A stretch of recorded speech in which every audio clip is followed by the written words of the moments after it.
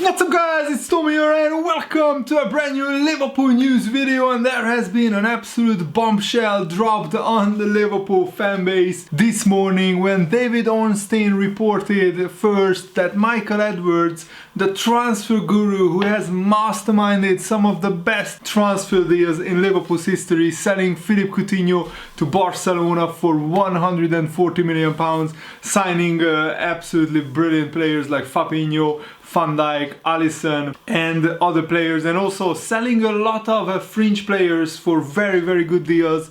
I mean, Dominic Solanke and people like that he sold for huge amounts of money compared to their actual value in the transfer market. Is this the start of Liverpool's downfall? I might do a dramatic title of this video because I think this is seriously concerning that his contract is up in the summer and Liverpool FC are aware of Michael Edwards' intention that he wants to leave Liverpool. He wants to go to another club or he wants to work in another career field maybe, and that is hugely concerning. And I think the blame lies mostly with FSG, because Michael Edwards, why would he want to stay with Liverpool when we are basically making a very few transfers in terms of incoming transfers? We already did the Konate transfer, and that's one transfer. Liverpool have done the least amount of transfers out of all the Premier League clubs this summer. And yes, last summer we also signed Thiago and Diogo Jota, but I think under the current FSG model, Liverpool are doomed to fail without a genius world-class manager like Jurgen Klopp. And Liverpool should be building a team and a club which can challenge for the Premier League title and challenge for the Champions League every single season. And yes, under Jurgen Klopp, I think we will do that in the next 3 years. But what happens after that, and what happens after Michael Edwards leaves? Let me know your comments, your thoughts in the comments below. What do you think about this? And according to David Ornstein, no other clubs are involved, but there are already rumors that Real Madrid are lining up Michael Edwards to be their next transfer expert, transfer guru, and his assistant Julian Ward is already, according to David Ornstein, increasingly influential, and maybe they are grooming him for the role. But I think this is very concerning, because the Athletic claim that Liverpool's sporting director has made it known to Liverpool that he wishes to leave the club at the end of the 2021-22 season, and if he was very satisfied with Liverpool's transfer business, he wouldn't want to leave. He wouldn't ask to leave. It's as simple as that. Edwards has been a very big part of this Liverpool revolution since Jurgen Klopp came in. Basically, all of his transfers were successful. All of Jurgen Klopp's transfers were successful, not just, of course, because of Michael Edwards, but because of the coaching staff and because of the setup at Liverpool. But how sustainable is this model after Jurgen Klopp leaves? That's my biggest concern. Will Liverpool do an Arsenal and just fall apart after their club legend Jurgen Klopp leaves the club? I'm thinking long term here, of course. In the next 3 years, I think with Jurgen Klopp at the helm, we will be okay. We will challenge for the Premier League, for the Champions League. But I want Liverpool to challenge even after Klopp leaves. I want us to challenge the biggest clubs for the biggest trophies, because that's what Liverpool should be doing. In the 70s and in the 80s, every season Liverpool won a trophy on average, at least one trophy every season. And I think that's what we should be aiming for going forward, because Liverpool are basically, in terms of our revenue, we are the 5th richest club in the world. But we are acting like Burnley in the transfer market this summer. And it might sound controversial, but I still think Liverpool should sign an attacker. If we truly want to win the title again and win the Champions League, we can't stand still while other clubs are moving forward and signing a lot of great players. Chelsea signed Lukaku, Manchester United signed Varane, Sancho and Cristiano Ronaldo, Man City signed Jack Grealish, and I know Liverpool don't have an unlimited amount of money. I'm not asking for multiple £60 million transfers, but do you seriously say to me that Liverpool don't have more money than signing Konate for 35 million and that's it? And Liverpool sold players worth 55 million just in this summer transfer window. And Liverpool overall under Jurgen Klopp have a net spend of 30 million pounds per season. Is that all that FSG can do? Is that all that Liverpool can do? I think we can do a lot more, and we should be doing a lot more.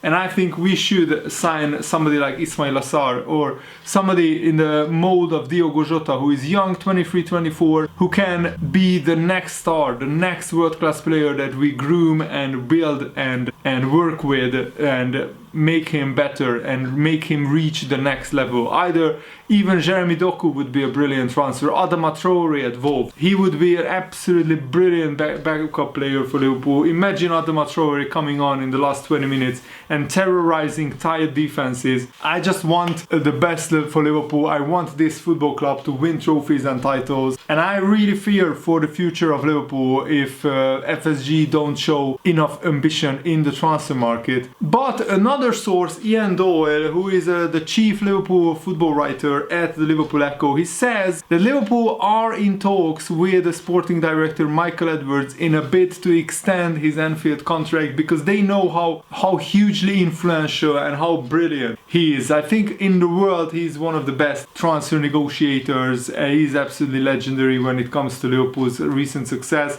And according to Ian Doyle, Liverpool are continuing attempts to persuade sporting director Michael Edwards to extend his stay at the club. But you have to ask the serious question, why would Michael Edwards want to leave Liverpool? There must be some serious problems behind the scenes. Serious lack of ambition from FSG is the main reason, in my opinion. Otherwise, Michael Edwards would be happy to stay at Liverpool and to work on great transfer deals in the future. But when there is nothing to work on and he's just sitting in his office for 1 month without any transfer business to do, it must be really frustrating for him, and I can see why he wants to leave. So the Liverpool Echo understands that Michael Edwards' contract expires next summer and Liverpool really want him to remain in the position. So basically, when they heard that Michael Edwards is looking to leave Liverpool, they started to scramble and they started to try and extend his contract. Is it too little too late? Does he already have an agreement with somebody else, either in another career or either another football club? And according to the Liverpool Echo, Michael Edwards is considering a fresh challenge, having spent almost 10 years at Liverpool. No formal decision has been reached by Edwards, but Liverpool are still hopeful that they can tempt him into staying, having proven a huge success since joining in late 2011 as a head of performance and analysis.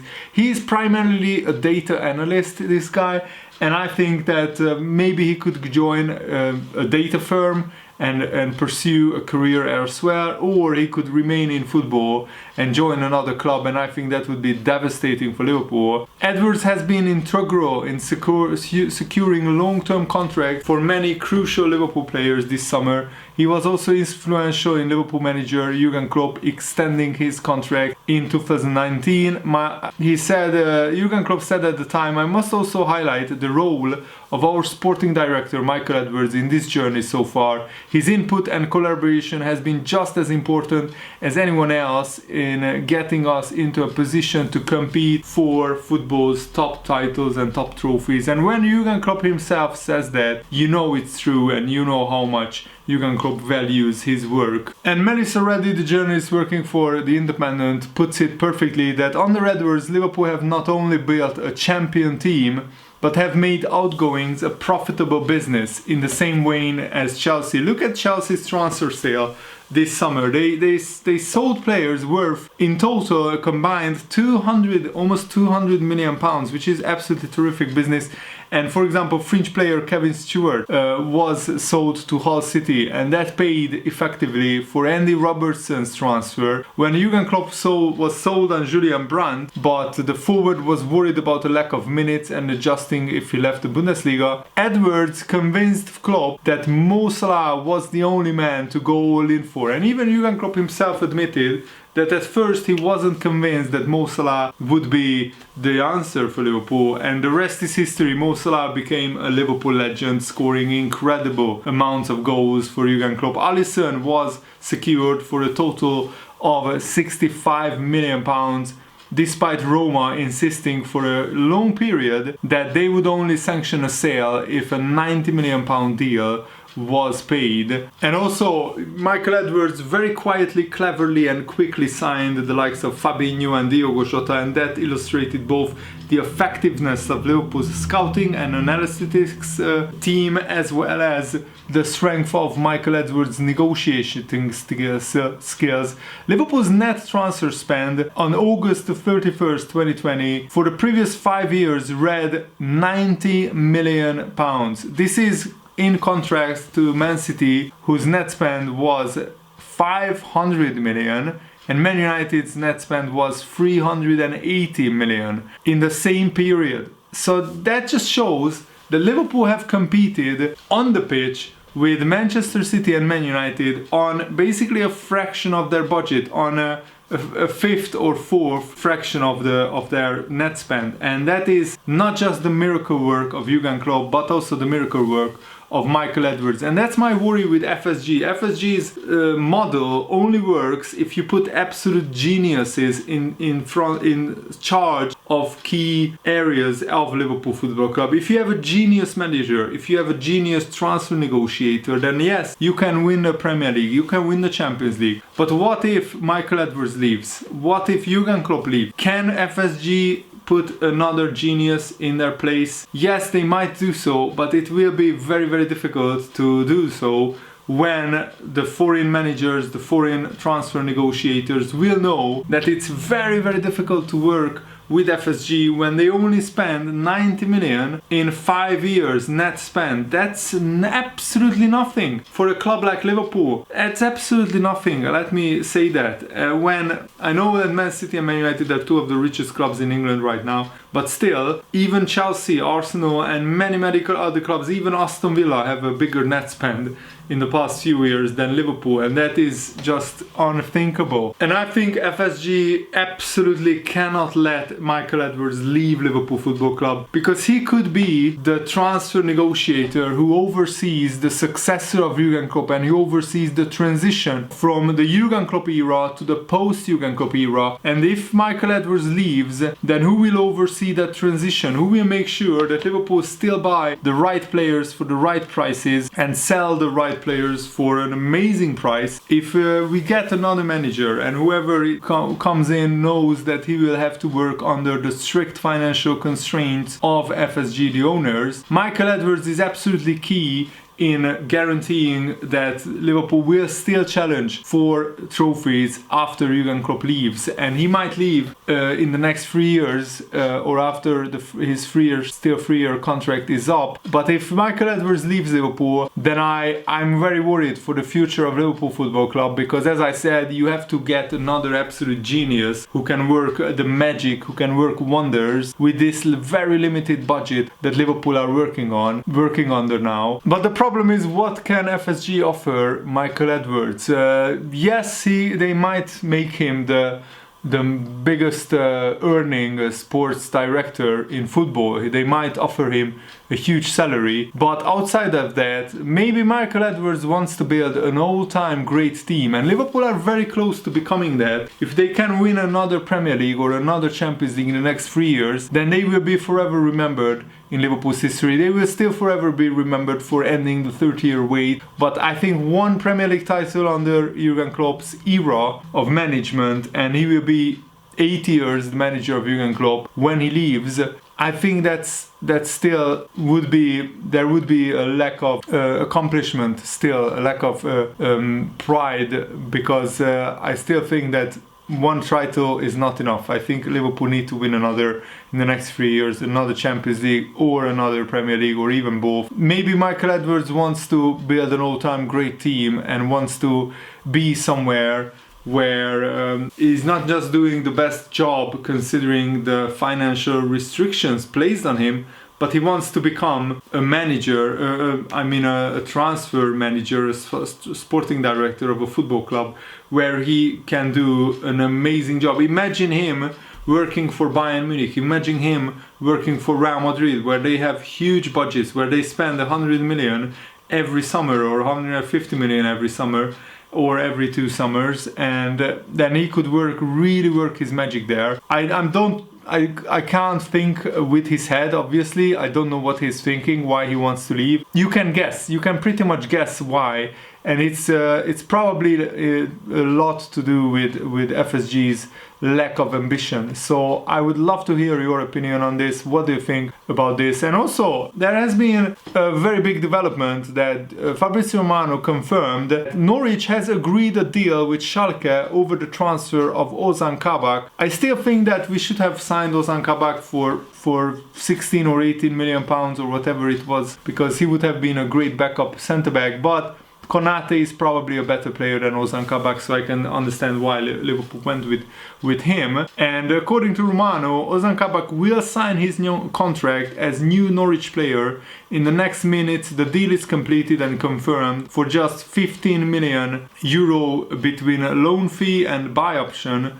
And Schalke will also receive 15% of any future sale of Ozan Kabak, so they have a sell-on clause. And I will be very interested to see how Ozan Kabak does with Norwich. Norwich is one of the weakest teams in the league, and probably their defense is the weakest, so signing Ozan Kabak makes a lot of sense for them, because Ozan Kabak already knows the Premier League, and I'm sure that he would want to stay up with Norwich, and now they have a much better chance than without Ozan Kabak. So let me know what you think about that in the comments below, and whatever your opinion on Michael Edwards wanting to leave Liverpool, leave them down below. Thanks for watching, guys. Hope you enjoyed this. Have a nice day. See you later. Goodbye.